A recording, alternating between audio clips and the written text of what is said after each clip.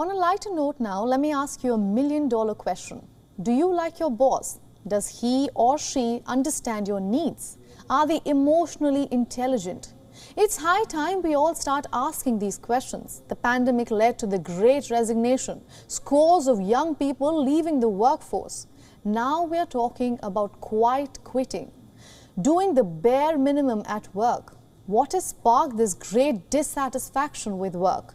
Is it time we start questioning our bosses? Or is it time the CEO got a reality check? Let's find out in our next report. What do I want from my life? Does this job make me happy? Why am I even doing this? Why should I be a part of the rat race? If you're asking yourself these questions, you're not alone. Across the world, across different sectors, age groups, and professions, there is a mass exodus.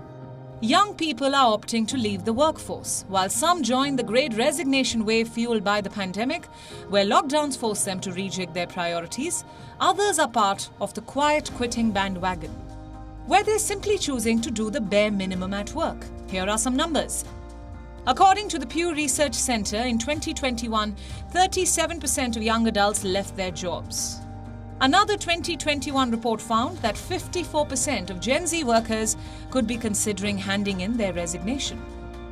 Now more than ever, the focus is not just on the employee, but the employer too. The big boss is under the spotlight. It's not the young professional alone who needs to upskill, but your boss also needs to adapt to a changing workplace.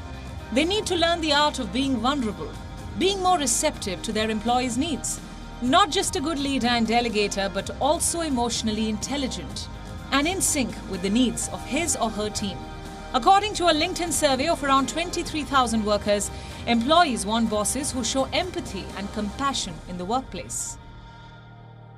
Take the case of Braden Wallachie, the CEO of Hypersocial, now famous as the crying CEO.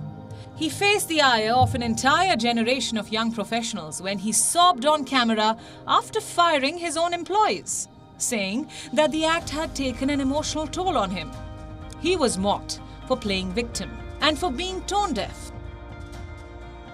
Mental health and good working practices are in focus. CEOs, team leaders, managers, teachers, they're all being told they have a new skill to learn: emotional intelligence. Emotional intelligence has now landed atop lists of best-selling management guides like Dare to Lead. In fact, at the Stanford Graduate School of Business, one of the most popular elective courses for years has been interpersonal dynamics, commonly known as touchy-feely.